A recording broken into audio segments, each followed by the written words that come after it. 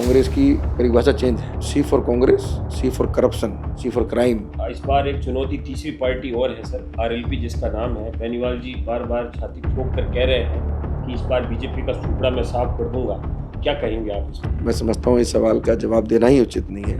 कांग्रेस में 500 महासचिव होते हैं, 500 उपाध्यक्ष होते हैं और मंत्रियों की गिनती नहीं होती। दूसरी बात, कांग्रेस को पूरे राष्ट्रीय स्तर पर ही देश ने नकार दिया है। जयपुर तो हमेशा ही नकारता आया, ये भी आपको पता है।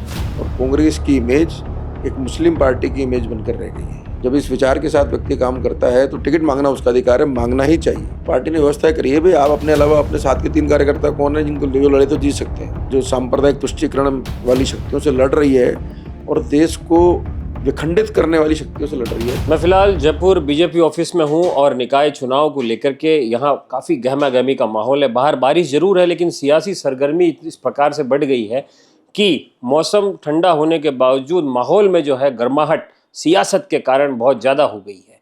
और फिलहाल मेरे साथ जयपुर जिला बीजेपी के अध्यक्ष अमित जी हैं। सर, किस प्रकार का माहौल है? कांग्रेस एक तरफ आरोप ये लगा रही है कि आप लोगों के पास तो चुनाव लड़ने वालों का टूटा पड़ गया, आप लोगों की इस तरीके से हार होने वाली है। आज सुनील शर्मा जी ने प्रेस कॉन्फ्रेंस की, उसमें उन्होंने आरोप लगाया। देखिए, कांग्रेस की बात पर टिप्पणी कर कर अपनी बात को छोटा करना है। मैं तो इतना तक कहना चाहता हूँ कि सुनील शर्मा जी सबसे पहले तो समन्वय कर कर कांग्रेस की जिला कार्यकारिणी बनाइए। भाजपा में 8 उपाध्यक्ष होते हैं जिले की कार्यकारिणी में, 8 मंत्री होते हैं, 3 महासचिव होते हैं। कांग्रेस में 500 महासचिव होते हैं, 500 उपाध्यक्ष होते हैं और मंत्रियों की गिनती नहीं होती। उसके बावजूद उनकी जिला कार्यकारिणी नहीं बन रही है, सिर्फ फुटबॉल चल रही है। तो दूसरी बात, कांग्रेस को पूरे राष्ट्रीय स्तर पर ही देश ने नकार दिया है। जयपुर तो हमेशा ही नकारता आया, ये भी आपको पता है। और कांग्रेस की इमेज एक मुस्लिम पार्टी की इमेज बनकर रह गई है, ये भी आपको पता है। कांग्रेस के 2 विधायक जीते हैं, दोनों मुसलमान हैं यहाँ पे। जनता कहाँ वोट दे रही है कांग्रेस को? तो C for Congress, C for corruption, C for crime. तो कांग्रेस की परिभाषा चेंज है। कितने आवेदन सर अब तक आए हैं? लगभग 2500 आवेदन मेरे पास अभी तक आए हैं पूरे जयपुर शहर से? जयपुर शहर से। अच्छा। और 2500 आवेदनों में लगभग 1000 महिलाओं के आवेदन भी आए। अच्छा, 1000 महिलाओं के आवेदन है। और सबसे बड़ी बात यह है कि इस बार जो महिलाएं या जो पुरुष सामाजिक क्षेत्र में काम कर रहे हैं, संस्थाओं के माध्यम से समाज के विभिन्न क्षेत्रों में अच्छा काम कर रहे हैं और पार्टी के सदस्य नहीं है, उनकी भी इच्छा है कि इस बार हमको पार्टी से काम करने का मौका मिले। वो पार्षद का टिकट मांग रहे हैं और महिलाओं में तो बहुत ज़बरदस्त उत्साह है। इस बार प्रधानमंत्री जी श्री नरेंद्र मोदी के नेतृत्व में जिस तरह से महिला सम्मान का, सशक्तिकरण का कार्यक्रम चल रहा है, उससे महिलाओं में एक जागृति आई है। कितनी मुश्किल आपको हो रही है? क्योंकि पिछले काफ़ी दिन से मैं देख रहा हूँ कि वार्डों की जिस प्रकार से संख्या कम हुई है, 150 वार्ड अब हो गए हैं, पहले 250 हुआ करते थे, तो दावेदार बढ़ गए हैं।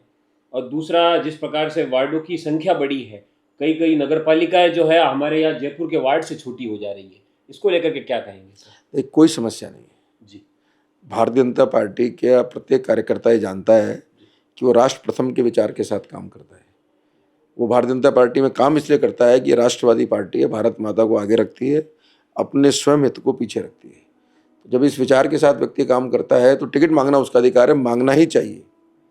लेकिन जिसको टिकट मिलता है, मैं समझता हूँ कुछ एक्सेप्शनल केस छोड़ दें तो सब कार्यकर्ता उस काम में लग जाते हैं कि किसी भी तरह से पार्टी जीतनी चाहिए, कमल का फूल खिलना चाहिए। हम भी ये कहते हैं कि 150 कमल लड़ेंगे और कार्यकर्ता भी बात समझता है। कोई परेशानी वाली बात नहीं है। भारतीय जनता पार्टी कार्यकर्ताओं की पार्टी है, कार्यकर्ता ही हमारा परिवार है और कांग्रेस पार्टी एक परिवार की पार्टी है। सर, इस बार जो आवेदन पत्र का प्रारूप जो हमने देखा है, उसमें आपने जो एक बात जो ऐड की है कि जो प्रत्याशी दावेदार जो आवेदन कर रहा है उसको अपने क्षेत्र में 3 और दावेदार वालों के नाम भी बताने होंगे। ये क्या, किस प्रकार से होकर क्या, इसकी थोड़ी कहानी बताइए। देखिए, कहानी कुछ नहीं है। जब एक वार्ड में 15,000 18,000 वोट का एक वार्ड होता है जी, और जब जो कार्यकर्ता वहाँ से टिकट मांगते हैं वो सब एक दूसरे के व्यक्तिगत परिचित भी होते हैं, साथ में काम करते होते हैं। तो साथ में काम करते लोगों की इच्छा भी होती है कि भाई मैं पार्षद का चुनाव लड़ूं। तो पार्टी ने व्यवस्था करी है भाई, आप अपने अलावा अपने साथ के 3 कार्यकर्ता कौन है जिनको जो लड़े तो जीत सकते हैं। तो मैं समझता हूँ इसमें 2 बातें हैं। एक तो कहीं ना कहीं इसमें कमिटमेंट भी होता है कि भाई ये 3 भी अच्छे हैं, तो अगर इन 3 को मिलेगा तो मैं साथ में काम करूँगा। मैं उसको एक बहुत पॉजिटिव विचार के साथ लेता हूँ और हमारे कार्यकर्ता बहुत साफ गोई से 3-3 नाम लिख रहे हैं, तो ये भारतीय जनता पार्टी की संस्कारी कार्यकर्ता की पहचान है। जातीय समीकरण पे आऊंगा सर, या स्थानीय मुद्दे क्या हावी रहने वाला है निकाय चुनाव के अंदर, जयपुर के अंदर? आप क्या देखिए, स्थानीय मुद्दे को लेकर तो मैं समझता हूँ हमारा घोषणा पत्र जारी होगा, जिसमें हम आगे क्या करेंगे ये पता चलेगा। लेकिन मैं कह सकता हूँ कि नगर निगम में जो विशेष विषय रहते हैं, अमूमन हमेशा रहते हैं। मान लीजिए सड़क होती है, बनती है, फिर टूटती है, फिर बनती है, बारिश होगी, फिर टूटेगी, फिर बनेगी। लाइट लगती है, बल्ब फ्यूज हो जाते हैं, फिर लाइट लगती है ना। पार्कों का सौंदर्यीकरण होता है, समय के बाद में उस सौंदर्यीकरण में समस्या आती है, फिर दोबारा होता है। ये सतत चलने वाली प्रक्रिया है। कुल मिला के बात ये है, ट्रांसपेरेंसी होनी चाहिए, जनता के काम होने चाहिए, उसमें भारतीय जनता पार्टी हमेशा आगे रहती है।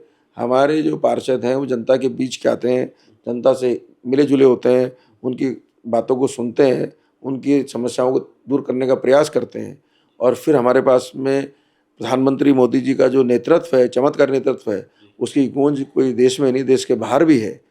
तो और साथ में राजस्थान में 2.5 साल से हमारे भजन लाल जी की सरकार चल रही है। हमारे मुख्यमंत्री जी जो एक आम कार्यकर्ता से मुख्यमंत्री तक पहुँचे हैं, उनके प्रति भी जनता का बड़ा स्नेह है। और उनकी जो जन कल्याणकारी नीतियां हैं, उनके आने के बाद जिस तरह से लगभग 2 लाख लोगों को तो पार्टी सरकार रोजगार दे चुकी, कांग्रेस तो 5 साल में नहीं दे पाई थी। और लगभग 1 लाख भर्तियां अभी पाइपलाइन में हैं। और अपराधों में कितनी कमी आई आप देखिए, 35 लाख करोड़ के MOU और 9 लाख करोड़ के ज़मीन पर उतरे हैं। तो हर तरह से सरकार जो है ना, प्रधानमंत्री किसान सम्मान निधि योजना में मुख्यमंत्री जी ने अपनी सरकार की तरफ से और जोड़ा है। इसके अलावा जो हमारे प्यासे ज़िले हैं राजस्थान के, सब जगह के लोग सब जगह रहते हैं।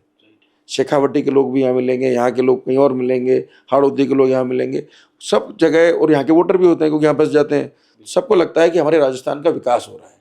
तो मैं समझता हूँ एक जो भारतीय जनता पार्टी के प्रति सकारात्मकता है कि एक राष्ट्रवादी पार्टी है, एक सनातन के प्रति आस्था रखने वाली पार्टी है, और जो सांप्रदायिक तुष्टीकरण वाली शक्तियों से लड़ रही है और देश को विखंडित करने वाली शक्तियों से लड़ रही है। जनता का बहुत स्नेह, सम्मान और आशीर्वाद भारतीय जनता पार्टी के साथ है। जयपुर में इस बार एक चुनौती तीसरी पार्टी और है सर, RLP जिसका नाम है। बेनीवाल जी बार बार छाती ठोक कर कह रहे हैं कि इस बार बीजेपी का सुपड़ा मैं साफ कर दूंगा। क्या कहेंगे आप इस पर? मैं समझता हूँ इस सवाल का जवाब देना ही उचित नहीं है, क्योंकि मैं कोई टिप्पणी करूँगा तो फिर लगेगा कि टिप्पणी की है। हनुमान बेनीवाल जी को भी पता है कि ज़मीन पर उनकी स्थिति क्या है।